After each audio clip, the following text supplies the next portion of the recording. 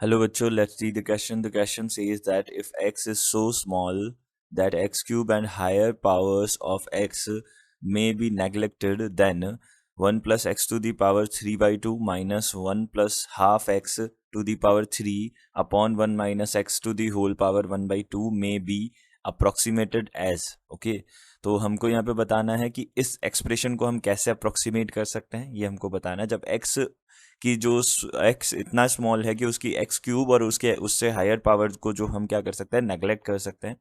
देखो, सबसे पहले हमको पता है यहाँ से बाइनोमियल अप्रोक्सीमेशन जो होता है 1 plus x to the power यहाँ पे n जो है वो क्या होता है 1 plus n x plus n n-1 divided by factorial 2x² plus dash dash dash infinity तक जाता है ये। ओके, अब हमको पता है क्यूब और उससे हायर ऑर्डर की जो पावर्स हैं वो क्या करनी है, हमको नेग्लेक्ट करनी है।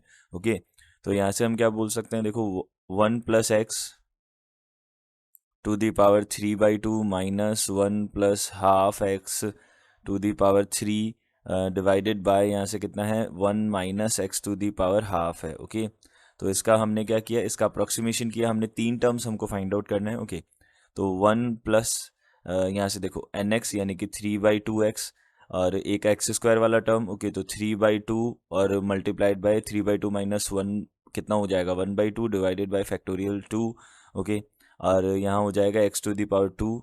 ये तीन टर्म्स आ गए इसके एक्सप्रेशन के। ओके, क्योंकि हमारे पास इससे आगे वाले टर्म्स तो आएंगे नहीं, क्योंकि क्यूबिक वाले जितने भी टर्म्स हैं क्यूबिक और उससे हायर ऑर्डर वाले वो सारे के सारे कैंसिल आउट हो जाएंगे। ओके, वो सारे के सारे नेग्लेक्ट हो जाएंगे। ओके, सो ये 1 प्लस यहाँ से 3/2x एंड यहाँ से कितना बन जाएगा प्लस, अब देखो 3 है पावर में, तो यहाँ से हम सीधा सीधा ये कितना हो जाएगा,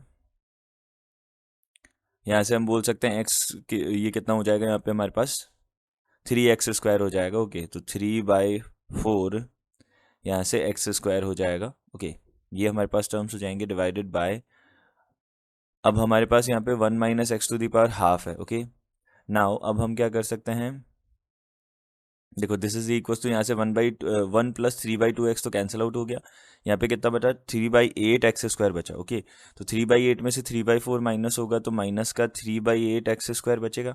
ओके, और यहाँ पे 1 - x टू दी पावर कितना आ जाएगा -हाफ आ जाएगा। ओके, ये क्लियर है। अब देखो यहाँ से हम इसको एक्सपेंड करेंगे और हमको पता है यहाँ पे x² तो ऑलरेडी है, यानी कि अब अगर x का टर्म भी अगर हम लेते हैं तो वो भी क्या होगा, नेग्लेक्ट हो जाएगा। ओके, तो हमने देखा यहाँ से -3/8x² बाइनोमियल अप्रोक्सीमेशन से हमने इसका अप्रोक्सीमेशन किया तो 1 + 1/2x आया।